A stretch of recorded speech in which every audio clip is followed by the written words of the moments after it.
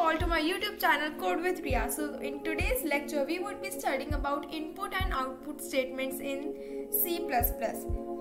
So let's start with it. So the first is cin.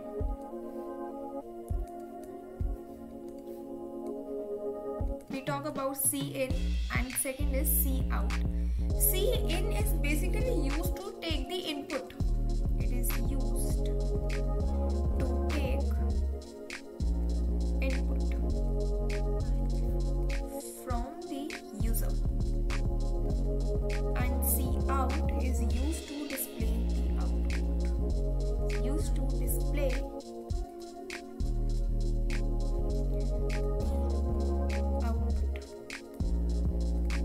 Okay, so cin and cout, don't say it sin or cout, it is cin and cout.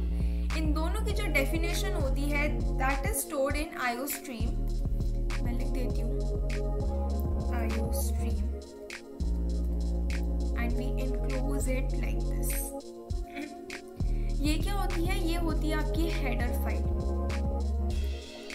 जिसके अंदर cin and cout की definitions लिखी हुई होती है. Now if you are using VS Code और if you are using DevC C++, तो फिर आप IOStream लिख सकते हैं. But if you are using Turbo C अगर आप यूज कर रहे हैं then you have to write it like this IOStream .h.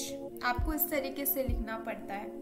h यहाँ पे क्या बोलता है? हेडर फाइल के लिए, हेडर फाइल. एंड इसको आप इस तरीके से नहीं लिखते, इसका प्रॉपर एक वे होता है. Let me just write before starting any program. सबसे फर्स्ट लाइन आपकी ये होनी चाहिए, नहीं तो आपका प्रोग्राम स्टार्ट ही नहीं होगा. रन तो बहुत दूर की बात है. Include #include IOStream. मैं यहाँ पे ये नहीं मान रही हूँ कि आप टर्बो सी यूज कर रहे हैं, बट येस अगर आप टर्बो सी यूज करते हैं तो आपको .h लगाना जरूरी हो जाता है. एंड इसी के साथ आपको एक और फाइल लगानी जरूरी होती है that is conio.h. If you are using Turbo C अगर आप यूज नहीं कर रहे हो तो ना तो आप IOStream के अंदर .h लगाओगे, ना ही आप conio.h हेडर फाइल का यूज कर रहे होंगे. यहाँ पे मैं पूरा ब्रेक डाउन कर देती हूँ. ये आपका जो है it is known as preprocessor directives. क्या होता है ये? प्री प्रोसेसर डायरेक्टिव होता है. ये आपने सी के अंदर भी पढ़ा होगा. फिर आप लिखते हो include and then this is the header file that you would be including in this.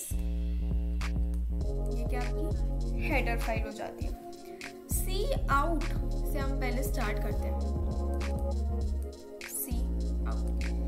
cout को मैं कैसे लिखती हूँ? ऐसे स्मॉल cout लिखना है आपको, कैपिटल में नहीं लिखना होता है. देन हम कुछ इस तरीके का ऑपरेटर लगाते हैं. इस ऑपरेटर का क्या नाम है मैं आपको वो भी बताऊंगी. देन हम अपना क्या लिखते हैं? स्टेटमेंट. फॉर एग्जांपल मैंने लिखा हेलो वर्ल्ड. कभी भी अगर हम किसी भी प्रोग्रामिंग लैंग्वेज की शुरुआत करते हैं तो सबसे पहला स्टेटमेंट जो हम प्रिंट कर रहे होते हैं that is hello world in most of the cases. So यहाँ पे ये जो मैंने ऑपरेटर यूज करा है इसको हम बोलते हैं इंसर्शन ऑपरेटर. क्या बोलते हैं हम इसको? Insertion operator. ओके. ये क्या करता है? ये आपको आउटपुट देता है. दिस आपको अगर यहाँ पे कोई भी स्टेटमेंट को प्रिंट करवाना है, मेक श्योर कि वो उसको आपने डबल कोट्स के अंदर लिखा हो. आप इसको डबल कोट्स के अंदर भी लिख सकते हो या फिर अगर आप इसको सिंगल कोट्स के अंदर भी लिखते हो कुछ इस तरीके से तो भी ये आपका गलत नहीं है, तो भी ये सही है. अगर मैं इसका आउटपुट देखूं तो वो कैसा लिखा हुआ आएगा? Hello world. कुछ इस तरीके से लिखा हुआ आएगा. नाउ फॉर एग्जाम्पल मुझे क्या करना है? मैंने एक और लिखा cout हेलो वर्ल्ड एंड मैंने ये बंद कर दिया एंड मैंने फिर वापस लिखा cout how are you question mark लगा देते एंड यहाँ पे बंद कर दिया. अब आप मुझे कमेंट बॉक्स में लिख के बताओ कि इसका आउटपुट कैसा आना चाहिए. Pause the video and take the time of 2 seconds. सोचो इसका आउटपुट क्या आ सकता है. सो आई होप सो कि आपने इसका आउटपुट लिख लिया होगा. If you have written like this, मैं यहाँ पे 2 केसेस बना के दिखाती हूँ। अगर आपने कुछ इस तरीके से लिखा है तो आपका आंसर गलत है, लेकिन अगर आपने कुछ इस तरीके से लिखा है, hello world, how are you, then your answer is correct. क्यों? ये गलत क्यों है और ये वाला सही क्यों है? यहाँ पे तो कोई गैप ही नहीं आ रहा। तो ऐसा इसलिए क्योंकि आपने ना तो यहाँ पे कोई \n यूज़ करा है, ना ही आपने कोई ऐसा सिंबल या फिर कुछ भी स्टेटमेंट यूज़ करा है जिसकी वजह से ये आपका नेक्स्ट लाइन में मूव कर जाए। कंपाइलर ये पूरे को एक ही लाइन में मूव करवा देगा। सो अगर मैं चाहती हूँ कि ये दोनों के दोनों स्टेटमेंट्स अलग अलग लाइन में मुझे शो हो, तो मुझे सिंपल सा क्या करना है, इसका मैं करेक्टेड फॉर्म यहाँ लिख देती हूँ। इसको आप एक ही सी आउट के अंदर भी इंक्लूड कर सकते हो चाहो तो। सी आउट यहाँ पे पहले मैंने लिखा हेलो वर्ल्ड एंड देन मैंने ये बंद कर दिया, देन मैंने अगेन ये लगाया एंड देन मैंने क्या लिखा, या तो मैं लिख सकती हूँ \n या फिर \n की जगह पे C++ में आप &l का यूज करते हो। आप इसके अंदर अगर \n भी अगर यूज करते हो तो भी वो गलत नहीं है, बट C++ के अंदर मेजरली हम &l को यूज करते हैं to shift it to a new line. मैंने यहाँ पे &l यूज करा एंड देन मैं इसको वापस से लिख सकती हूँ हाउ आर यू। तो अब जो मुझे आउटपुट देखने को मिलेगा, it would be hello world, how are you. मुझे कुछ इस तरीके का आउटपुट देखने को मिलेगा। &l क्या करता है, आपका जो भी नेक्स्ट स्टेटमेंट है उसको वो न्यू लाइन के अंदर मूव करवाने का काम करता है। यहाँ पे आप न्यू लाइन के लिए मैं यहाँ पे एक छोटा सा नोट डाल के लिख देती हूँ, नोट फॉर न्यू लाइन, या तो आप यूज कर सकते हो &l को आपको डबल कोट्स में नहीं लिखना होता है, but if you are using \n तो आपको उसको डबल कोट्स के अंदर लिखना पड़ता है। आपसे MCQ के अंदर पूछा जाता है कि हम C++ के अंदर &l यूज करते हैं या फिर \n यूज करते हैं। काफी बच्चे इसका आंसर बोल देते हैं कि हम तो सिर्फ &l यूज करते हैं, बट इसका आंसर सिर्फ &l नहीं होता। आप दोनों के दोनों यूज कर सकते हो, आपका आउटपुट में कोई भी चेंज देखने को नहीं मिलेगा। So the correct answer is कि आप दोनों को यूज कर सकते हो। एंड अगर आप अपने प्रोग्राम्स में &l की जगह पे \n भी यूज कर रहे हो तो भी टीचर आपको मना नहीं करेगा, बिकॉज \n भी यूज कर सकते हैं हम। I hope that you are able to understand the C out concept. अब हम मूव करते हैं सी इन पे। सी इन की अगर हम बात करें तो सी इन क्या करता है, it is used to take the input. किससे लेता है, ये यूजर से लेता है।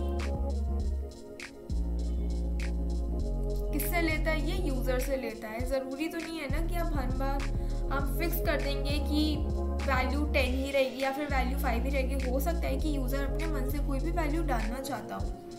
सो उसके लिए हम यूज करते हैं सी इन।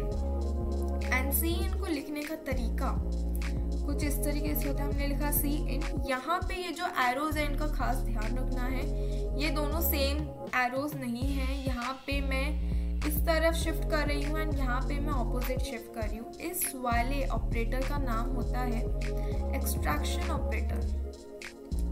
क्या नाम होता है, extraction operator.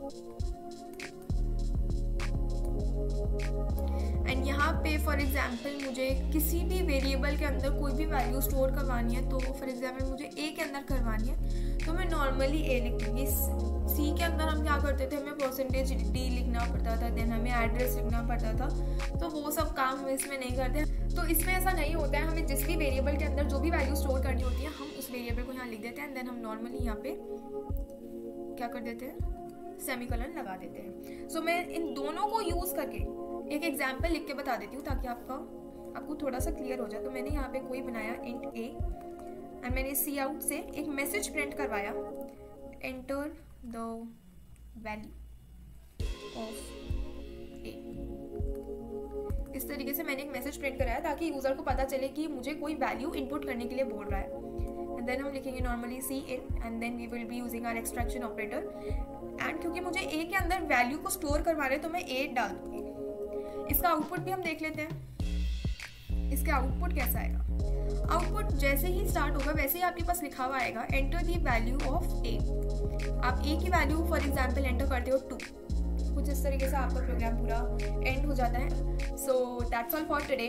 I hope that you are able to understand the concept of C out operator, I mean C out and C in. If you like this video, please give it a like, share it with your friends and subscribe the channel Code with Riya. Thanks for watching. Stay happy and stay safe.